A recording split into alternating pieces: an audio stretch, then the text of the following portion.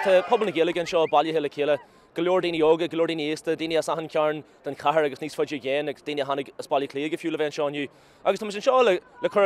aniuil gur bonan carta teanga agus carta daine. Dar ná rinú go leor maslaí an éad na Gaeilge le tamla nuas, agus is tócha gur spráig se sin cinneal díospracht nua agus díoscursa nua a másc phobal na Gaeilge agus a mhór phobal faoin áit a seasan stadas na Gaeilge sa phobal ginnealta, sa tócha ginnealta. Agus ar an deabhúirt cinneal go leor takeíocht a fáilte phobal na Gaeilge le chur aniuil go bhfuil leithiontas títhórainn agus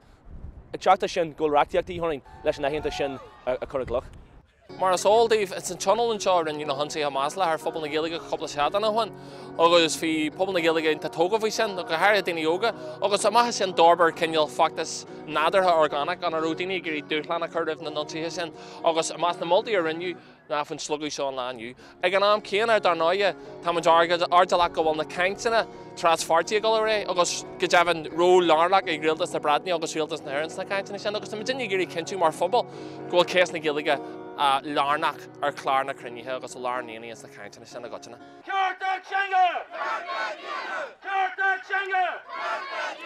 Táid an seo heisman in na plitúréalaigh a bhfuil starmaint faoi láthair caintsanna. Go bhfuil fear fabal tíomhhir do na caintsanna le agus na ceisna bhfuil siad a chur agus gacran bhfuil siad a gargann faoi. Heisman nach feib bhhain bhfuil le sin féin agus an DUP a gur ghfuil fear fabal tíomhhir ghfuil muid I gáil ó cean go cean tá muid leidir tá muid beo agus tá cultúr leidir a gin agus teanga. Well, bhí ga crunne a gin an cé cean just I caintear go dé cuarda an freigur thuirt do Gregory Campbell agus ceannééis sin ar cén cinneal gréú bhil muid a gáil a bagir réile agus dintí muid ag an darna crunne hanslagaí anna agus na chuirí heag na páistí agus ceoltóirí agus le teisman gur le daoine spríal muid agus gáil cultúr leidir a gin agus sinna le ceangail se leis an teanga. Tá muid an seo an béach ar cearta daana agus go héirí cearta teanga mar chum an gileach an oscanaíana. An seo ar chruchanamfa tá sé rétheachta go bhfuil más taiisfinte ar an teanga agus ar 9 sin an príomh daine an Gaeilge agus tá muid an seo an béach mar mé ar na cearta sin agus gáíon na ceneachas agus duine bí atá gáíon an teanga. John muid chud bhór defriúla ar hí an chodarde an oscanaíana mar chud an cum gileach bí an caiintena a gin bí an agad social a gin an seansaigh daoine an chotar seach a heisfins go hairí an chud giile. Fud fád an hoscoil tá cumáin defriúlan cuman Spáinise, Frankise, cuman Sínathe ahanana le chenne agus tá sin go héntaach agus sin mar tá géirí san oscail agus ar náir sa tothaí go generalta an más sin a heispint dáhan chenne chotar agus sinna fáil mu an seáinniu. The couple of party college law and lemon you sent fian agus an SDLP the Peter in the bird agus hermit falter of sent much harvey buigas nu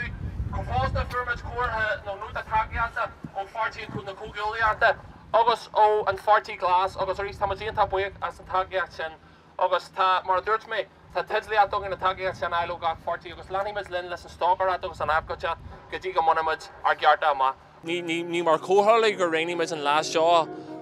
cé go bhfuil amsar galandog in an seo nniu seo lád ar náisan na gearta daana ag an náisiúntaithe agus tá daine a géirí go mé céas na Gaeilge sa díoscursa generalta nó lehan faoi cés na cearta daana. Creidimiid gur cearta teanga cearta daana mar dear na mánaí agus tá daine a dhéirí go bhfuil muid ag tógáil cúgólaíochtaí fásta le pobl minlathe eile a tá faoí an Johan go chéile agus a maithíonn imolaithe ag an stadan seo. Well, tá muid an seo nniu an taispint go bhfuil daoine an a bhfuil samacha an ach na Gaeilge a ró deartha len go neoimiid. Tá muid géir go fáil le eil agus ní anna muid darmid go an geall sin an go neoimiid an ach na Gaeilge agus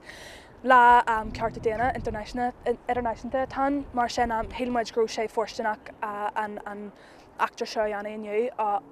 in sanáid a bhfuil na daine a geall go neoimiid an act seo, so tá muid gáil ré leis an agóid agus leis an treid go dtí go bhhaimiid an tacht ar gealaidín. Mar siaranní ba ceart go ró act Gaeilge an mar go bhfuil ag Gaelic an Alban agus ag an Bratnish ag an Bratenbug agus ní hílam muid go bhfuil muid difriúil ó na daoine sin in áir bé agus mar sin gur chóir caithú daon mar an bailach tanan céanna leis na daoine sin. Agus tá íon tá dóach bí cinnte faoi seo ba gilig an ag am éigen. Tá stocha go bhfuil an brúorinne